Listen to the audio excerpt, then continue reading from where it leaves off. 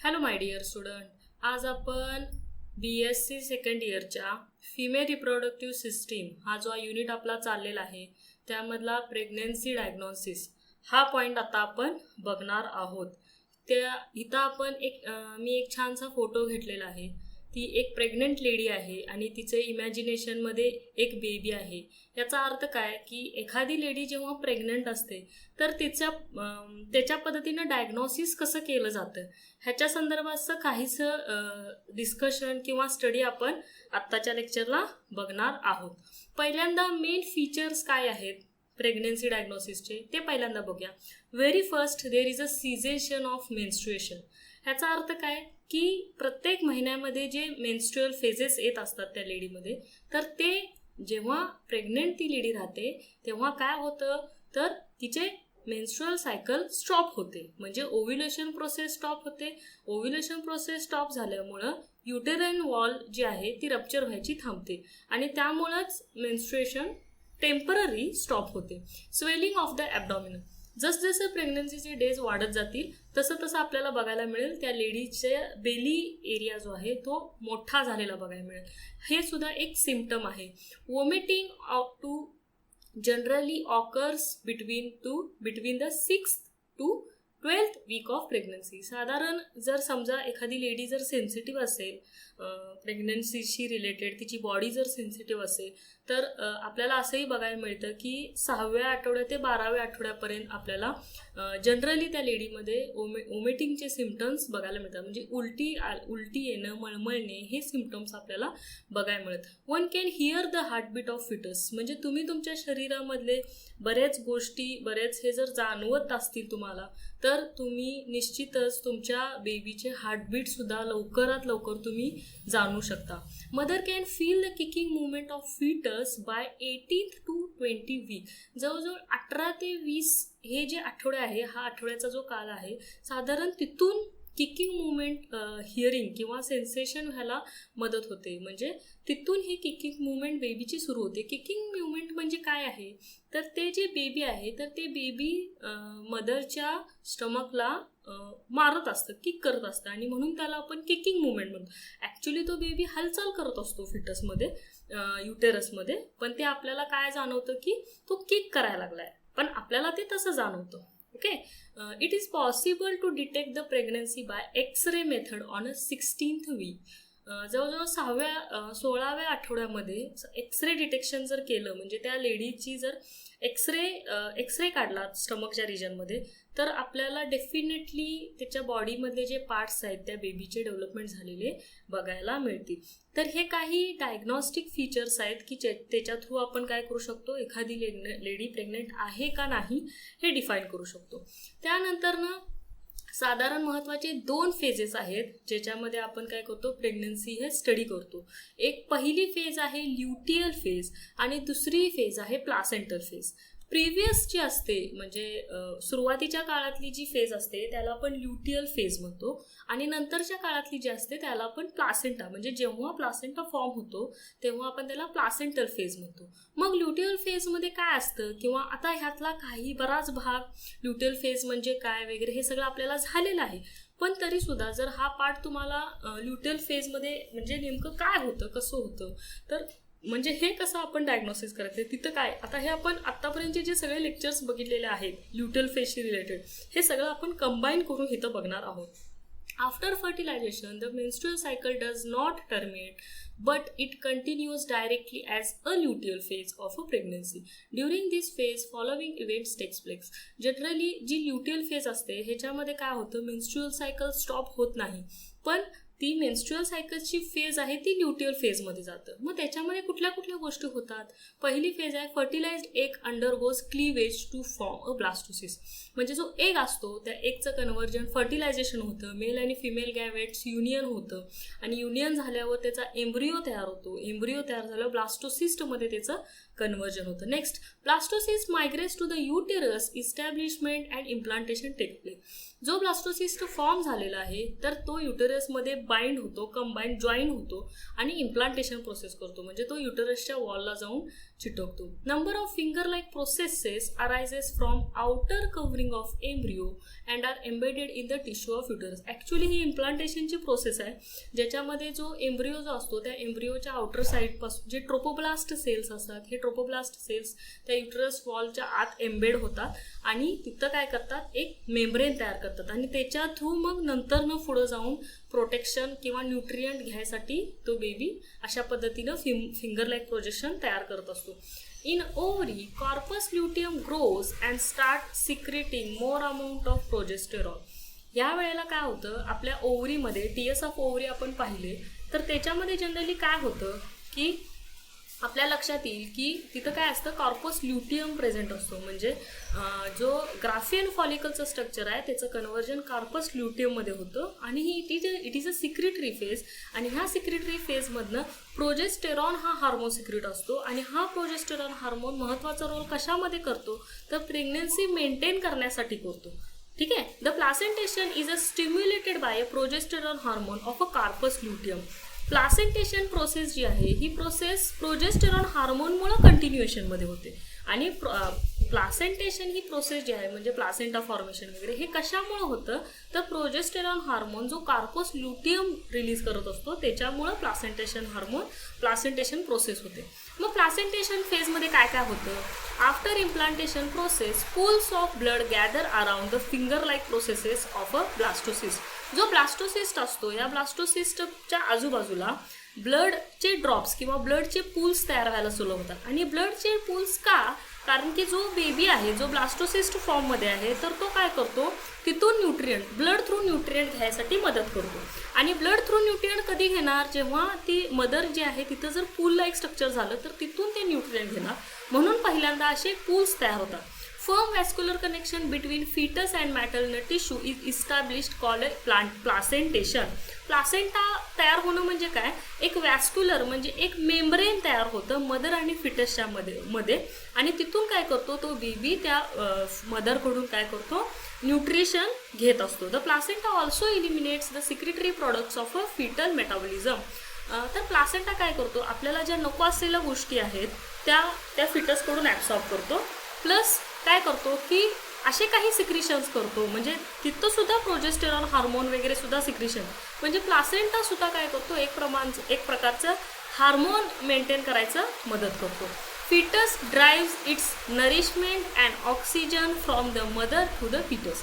आता फिटस जो आहे, जो बेबी डेव्हलपमेंट होत आहे तर त्याला जी नरिशमेंट लागते ती पूर्ण मदरकडून लागते. मग ती कुठून मिळणार, तर त्या प्लासेंटाकडून मिळते. ठीक आहे. Human placenta functions as an endocrine organ, secreting hormones like estrogen, progesterone, human gonadotropic hormone, human placental lactogen, HPL त्याला म्हणतो. आणि नेक्स्ट आहे तो म्हणजे रिलॅक्सिन हार्मोन. ठीक आहे. म्हणजे हा रिलॅक्सिन हार्मोन जो असतो ह्याच्यामुळे काय होतं की आपल्याला तर ह्युमन जो प्लासेंटा आहे तर ह्युमन प्लासेंटा काय करतो की वेगवेगळे हार्मोन सुद्धा सिक्रेट करत असतो. त्याच्यामध्ये तुम्ही बघाल की प्रोजेस्टेरॉन, इस्ट्रोजेन, HCG आणि ह्युमन प्लासेंटल लॅक्टोजेन, रिलॅक्सिन हे सगळे हार्मोन काय करतो, प्लासेंटा रिलीज करतो. Through a fetal and maternal tissue is close contact within a placenta there is a no mixing of a material maternal of a fetal circulation. It is separated by a thin membranous partition which allows the exchange of various substances by diffusion or by active transport. जे काही nutrient त्या बेबीला लागणार आहे ते पूर्ण mother कडून लागणार आहे, राईट. मग हे न्यूट्रिएंट भरून जे काही पाहिजे आहे म्हणजे इसेन्शियल, जसं आपल्या बॉडीला डेव्हलपमेंटसाठी ज्या काही गोष्टी लागतात तसं सेम त्या बेबीच्या डेव्हलपमेंटसाठी सुद्धा लागतात. मग हे लागण्यासाठी ज्या गोष्टीची गरज आहे ते सगळं मदरकडून प्रोव्हाइड केलं जातं. आणि हे प्रोव्हाइड करत असताना अशी कुठलेही कनेक्शन नाही आहे मदर आणि फिटसमध्ये की डायरेक्ट ते काय केलं जातं की डायरेक्ट ते ब्लड कॅपिलरीज आहेत मदरच्या आणि डायरेक्ट त्या बेबीच्या कॅपिलरीजमध्ये डायरेक्ट जाऊन न्यूट्रिएंट दिलं किंवा त्या बेबीच्या बॉडीमध्ये डायरेक्ट जाऊन घातलं, तसं नसतं. त्या दोन्हीमध्ये एक मेम्ब्रेन प्रेझेंट असतं आणि त्या मेम्ब्रेन थ्रू ट्रान्सपोर्टेशन होतं कुठलंही. त्यामुळं मदरच्या बॉडीमध्ये ज्या गोष्टी आहेत त्या कधीही बऱ्यापैकी फिटसच्या बॉडीमध्ये ट्रान्सफर होत नाही.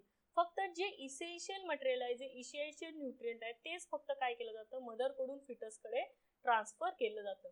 The main blood vessels from a placenta enters the fetus through a thick cord called as a umbilical cord. म्हणजे आपण मराठीत जी नाळ म्हणतो, या नाळ थ्रू काय होतं, त्या बेबीकडून त्या बेबीला त्या मदरकडून न्यूट्रिएंट प्रोव्हाइड केलं जातं. म्हणजे प्लासेंटा हा असा पार्ट आहे, छोटासा पॅच असतो आणि त्या पॅच कडून न्यूट्रिएंट पास केलं जातं. पण umbilical cord हा असा पार्ट आहे ज्याच्या थ्रू त्या बेबीच्या बॉडीपर्यंत न्यूट्रिएंट प्रोव्हाइड केले जातात. After birth, this cord is cut, and after which the baby will not receive a nourishment through the placenta structure.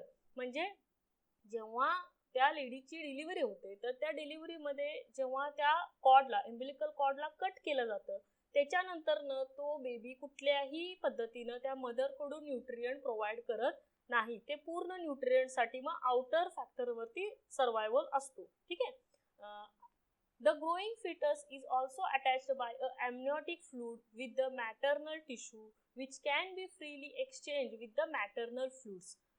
सुरुवातीला जेव्हा याची डेव्हलपमेंट असते, तर त्याच्यामध्ये amniotic फ्लूइडचा पार्ट सुद्धा असतो, बरोबर आहे. म्हणजे जो बेबी डेव्हलपमेंटसाठी फ्लूइड असतं ते amniotic फ्लूइड आपण म्हणतो. आणि या फ्लूइडमध्ये बरेच असे सेल्स असतात. हा बेबी जेव्हा डेव्हलप होत असतो, तर त्याचे काहीशे सेल्स त्या फ्लूइडमध्ये सुद्धा प्रेझेंट असतात. ठीक आहे.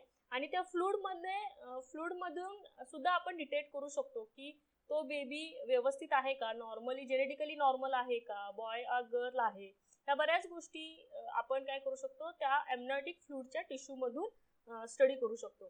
The growing fetus is also amniotic फ्लूइडला सुद्धा कधी कधी अटॅच असतो तो. The placental phase continuous up to 9 months during which all systems are properly develop. जोपर्यंत पूर्ण बेबीची पूर्ण वाढ होत नाही 9 months 9 days पर्यंत, तोपर्यंत placental phase as it is फिमेलच्या बॉडीमध्ये प्रेझेंट असते. पूर्ण ती प्रोसेस होईपर्यंत, तो बेबी डेव्हलप होईपर्यंत. एकदा तो डेव्हलप झाला की काय होतं की प्लासेंटा फेज कंप्लीट होते आणि डिलिव्हरी प्रोसेस होते. ठीक आहे. तर हे दोन म्हणजे ल्युटियल फेज आणि प्लासेंटल फेज, हे दोन फेजेस सोडून फिमेलच्या बॉडीमध्ये काय काय चेंजेस असतात, अदर फिजिओलॉजिकल चेंजेस ड्युरिंग प्रेग्नन्सीमध्ये हे दोन फेज सोडून कुठले चेंजेस आहेत हे आपण बघूया. Birth canal is enlarge and relaxation of a pelvic ligament takes place. आता ड्युरिंग द तो बेबी जेव्हा बॉडीतनं बाहेर येणार आहे, during the process of parturition, त्यावेळेला काय होतो, बेबी त्या कॅनल थ्रू, त्या व्हजायना थ्रू बॉडीच्या बाहेर येतो. मग ही प्रोसेस व्हायच्या अगोदर त्या बर्थ कॅनलला, त्या व्हजायना रिजनला जेवढं त्या बेबीचं हेड रिजन आहे तेवढा तो पार्ट एनलार्ज व्हावा लागतो. आणि त्यासाठी ती प्रोसेस रिलॅक्सेशन फेजमध्ये जावं लागते. म्हणजे पेल्विक लिगामेंट म्हणजे आपल्या कमरेमध्ये जे माकड हाड असतं त्याला थोडंसं इलॅस्टिसिटी असते, नॅचरली त्या फिमेलच्या बॉडीमध्ये प्रेझेंट असतं ते. आणि फक्त डिलिव्हरीच्या वेळेलाच ते जे लिगामेंट्स आहेत ते रिलॅक्सेशन कंडिशनमध्ये जातात. अदरवाईज ते पूर्ण आयुष्यभर त्या फिमेलच्या बॉडीमध्ये रिलॅक्सेशन पोझिशनमध्ये जात नाही. तर बर्थ कॅनल एनलार्जमेंट करण्यासाठी सुद्धा हे हार्मोन्स महत्वाचे असतात. Breast are properly develop to start lactation after parturition. In this period, the pigmentation of alveoli and nipple occurs due to ACTH and MSH. हे दोन महत्वाचे हार्मोन काय करतात बघा, की आता तुम्हाला माहिती आहे बेबी डेव्हलपमेंट झाल्यावर पूर्णतः जी नरिशमेंट कशासाठी कुणावर अवलंबून असणार आहे, ऑब्विसली मदरवरतीच असणार. तर जवळजवळ 3 महिने किंवा 6 महिने तो जो बेबी आहे तो पूर्ण मदरच्या मिल्कवरती डिपेंड असतो. तर ह्या मिल्क डेव्हलपमेंटसाठी ब्रेस्टमध्ये लॅक्टेशन प्रोसेस स्टार्ट व्हावी लागते. तर लॅक्टेशन होण्यासाठी जो त्या मेमरी ग्लँडचा समोरचा एकदम टीप रिजन भाग आहे त्याला आपण अल्व्हिओलार किंवा निप्पल म्हणतो. तर त्या ठिकाणी ACTH आणि MSH हा हार्मोन रिलीज होतात. हे दोन हार्मोनचं फार महत्वाचा रोल आहे. एक म्हणजे मिल्क तयार करणे आणि दुसऱ्या हार्मोनचं काम आहे की मिल्क सिक्रीट करणे. हे दोन्हीही हार्मोन वेगवेगळे काम करतात, पण ते दोन्हीही लॅक्टेशन किंवा मिल्क सिक्रेशनसाठी काम करतात. The volume of blood increases by 1 to 2 liter of extra blood count and blood cholesterol are increased. जी लेडी प्रेग्नेंट असते तर ऑब्विसली तिच्या बॉडीमध्ये एक्स्ट्रा डेव्हलपमेंट चालू असते आणि त्याला नरिशमेंटची सुद्धा एक्स्ट्रा गरज असते. म्हणूनच त्या बेबीमध्ये ब्लडचं जे अमाऊंट असते ती जास्त असते. सायमल्टेनियसली ब्लडमध्ये कोलेस्टेरॉल सुद्धा जास्त वाढलेला आपल्याला बघायला मिळेल. Endocrine glands like adrenal cortex, anterior pituitary and thyroid shows enlargement. इथं आपल्याला एंडोक्राइन ग्लँड सुद्धा त्यांचं सुद्धा सिक्रिशन किंवा त्यांचं स्ट्रक्चर सुद्धा वाढलेलं बघायला मिळेल. का? कारण की त्या हार्मोन्सची गरज आहे म्हणून ते स्ट्रक्चर सुद्धा वाढतात. The tidal volume of a pulmonary ventilation FSH and LH secreted by pituitary stimulates ovary to produce a Graafian follicle which then start secretion of estrogen. ह्याच्यामध्ये FSH आणि LH हे दोन हार्मोन पिट्युटरी सिक्रेट करतात, ज्याच्या through काय होतं, Graafian follicles काय करतात, इस्ट्रोजन रिलीज करण्यासाठी मदत करतात. आणि हे इस्ट्रोजन सुद्धा थोड्याफार प्रमाणात प्रेग्नंट लेडीमध्ये गरजेचं असतं. Estrogen stimulates pituitary to secrets LHH and LTH which brings out ovulation, corpus luteum formation. Okay, estrogen ह्या दोन गोष्टी करतो. Pregnancy test detects human pregnancy hormones.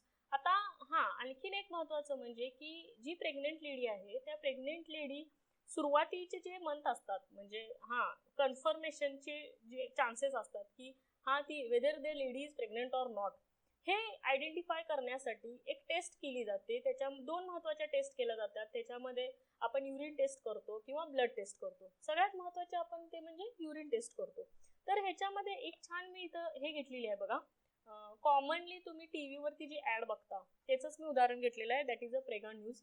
आता त्याच्यामध्ये काय केलं जातं की एक अशी ही एकच अशी चिप असते.